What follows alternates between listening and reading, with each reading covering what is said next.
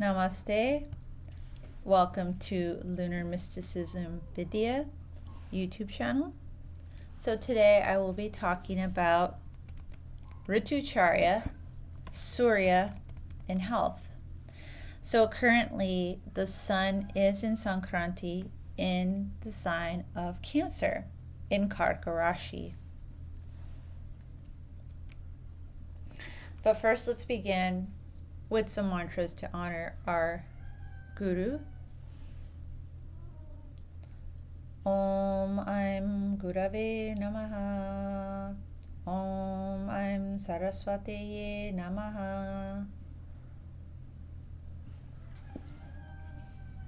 Vakratanna Mahakaya Suryakoti Samaprabha Nirvignam Kuru Me Deva Sarvakareshu Sarvada.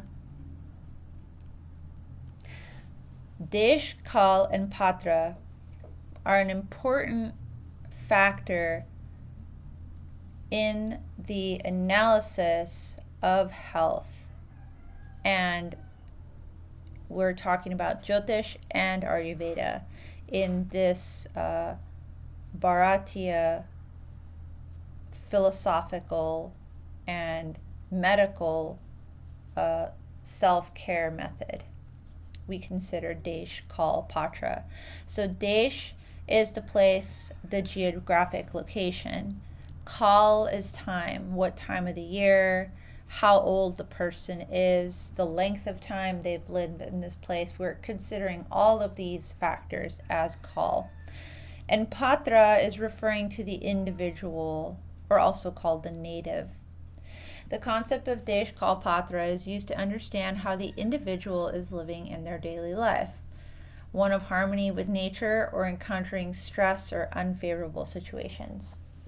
Finding the best time to give up a habit, cleanse, or plan auspicious celebration is based on the seasons, place you inhabit, the part of the world, and climate along with surroundings. Time is calculated based on the sun's transits in our Vikram Samvat calendar, which I just made a video on. You can refer to Vikram Samvat calendar video. Now, the transits of the sun are called Surya Sankrantis and their connection to our health. So every 30 days, the sun goes from 30 degrees to 0 degrees, ending a 30-day transit through one sign known as a Rashi in Jyotish. Rashis are the places along the ecliptic where the sun makes its transit. When the sun enters this zone, health, politics, the soul, and physical heart space become vulnerable.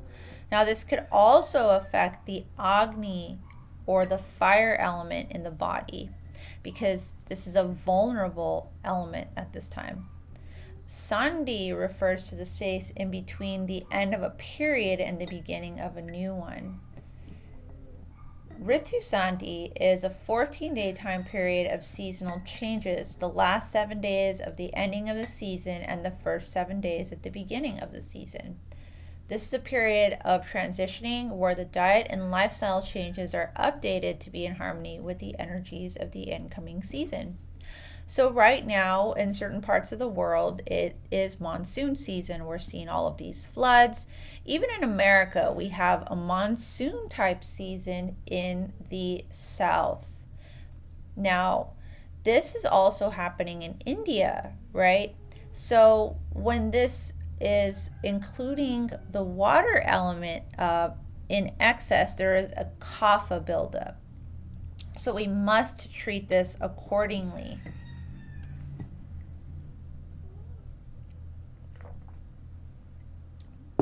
So these are the dates for the 2025-2026 monthly Surya Sankranti, or the 2082 Kala Yukta Vikra Samvat.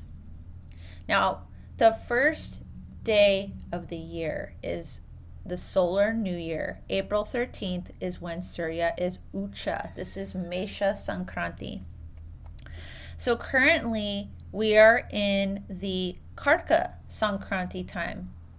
Now, Surya has passed the Sankranti. We are in 1 degree, But interestingly enough, as we make this video, the moon is in Ashwini at 00 degrees. So again, we have a water element planet going into a fire element from the water element. So this is also a point of Gandanta.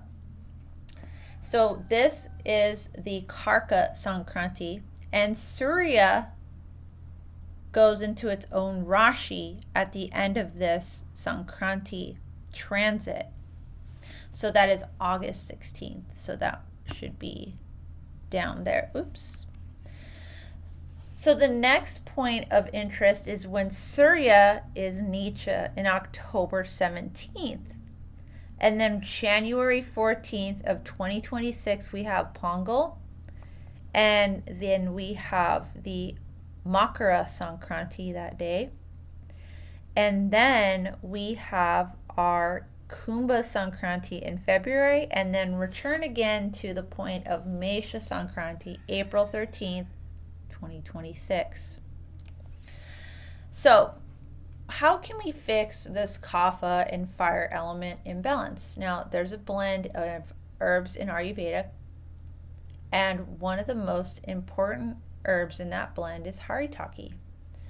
Now, this is just a guide of how to use haritaki in the season, how to combine it with different, what we call anupana. So part of the mixture.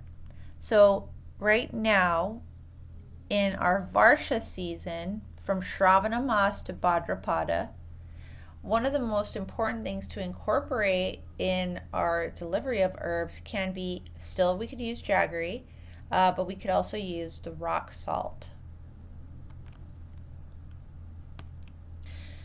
The best way to take haritaki is harad muraba, right? Or haritaki muraba, which is haritaki and jaggery. And the word haritaki means effectively removing the disease and making the body shine. Now, its properties are doshagna, detoxifies the doshas; varnya, improves the complexion; it's a deep and apachana, it improves in the toning of digestion; ayush, it improves life expectancy; balaprada, promotes physical strength; and medya, promotes and builds intelligence. What is haritaki? It is Terminalia chabula, and these are just some of the facts when we're talking about the Pancharasa Dravya quality of it. We're talking about what is the virya? Is it a hot herb or a cold herb? So this is a hot herb. And what is the vipaka? It is madura. It becomes sweet after digestion. Now, its uses, among the most important qualities, are for stomatitis, stomach ailments in children, but I've also seen this being pretty useful in older people with kapha buildup, dysentery, and we can also say for eye ailments with excess watering, which seems to be very common these days. So you can take this once every 7 to 15 days as a mild cleanse, and consult an Ayurvedic practitioner for the exact amount, because with these type of herbs, you don't want to take too much, because once you start purging the tissues or over purging the tissues, this can cause a lot of dryness, fatigue, and possibly side effects if you are, in a more health compromised situation. So now we're going to talk about an important practice which we can do to honor the sun in its Sankrantis, or just if you want a ritual in the morning. This is the 8 items to perform the classical Arghya, which is the worship to the sun using water. So we're going to use a yogurt, supari, kusha grass, sutra, jal, pushpa, kumkum, and 1 coin.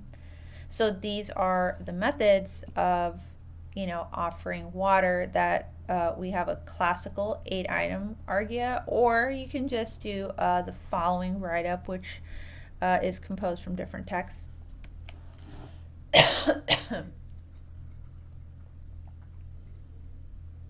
Okay, so now, Surya Argya.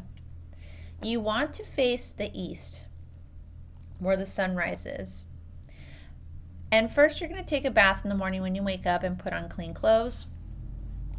You're going to fill 2 copper pots with clean water, or 1 if you have it, and 1 silver pot. Make sure these are only used for this ritual. I've seen earth pots used as well. So if you have a kumba or, these Mexican type clay pots work as well. So you're going to fill those 2 with water, add a red flour and kumkum powder. So facing the east, you're going to hold the argya, which is the copper pot. And just like in the picture, you're going to raise it up above your head, though, where the pot is not pouring the water out, so that the sun can shine on that pot in the water. Now, holding that pot of water up, you can chant one of these 2 mantras. Om Ram Rim Ram Saha Surya Namaha, or Om Grini Surya Adityaya Namaha. We can chant this 12 times. And we offer water to Surya Devata by pouring into another vessel filled with water. Now you can move lower down to the other vessel so that you're pouring in a stream like that into the other vessel. So this is how it was taught to me, and this seems pretty easy to do. It doesn't really require many ingredients. So this is a great practice you can do for 1 Sankranti. You can do every Sunday. Just try it out and see what works for you, but this is a great practice for health and spiritual connection. So here's a sample guide to cleansing seasonally. So you're going to avoid processed food, alcohol, dairy, and outside food for the best results while cleansing. You can just choose to simplify the diet to vegetables and grains, and then remove the grains if you'd like. So this preparation process is about a week, which allows the body to integrate the herbs and purify safely. So you're going to avoid cleansing and panchakarma if the body is recovering from extreme weight loss, illness, surgery, grief, detoxification from any drugs, or if you are not feeling healthy, or if it's the rainy season. So if it's the rainy season, you're going to have to avoid any heavy panchakarma. This is contraindicated, and you can use some warming and purifying herbs in the more culinary category. Daily meditation, yoga, and practice of this ritual for Surya is a great little group of practices that you can do that aren't too involved if you don't have the time. So you can do meditation for a few minutes twice a day, do a little bit of yoga, and then have your Surya practice. So thank you for watching this video. And if you have any queries on your chart, this is how to get in touch with me. I will be presenting at the 2025 Maharishi Parashara Conference. It's a global virtual conference and satsang for Jyotishis and lovers of Jyotish. You don't have to be a practitioner of Jyotish. You could just want to learn more. This is a great program that offers a lot of different viewpoints and methods to learning Jyotish. And all around, it is always an experience to learn some deep wisdom from all over the world. And that can be purchased at parasharaconference.com. And if you want a code, I can send you a code for a discount on the registration. Hari Om.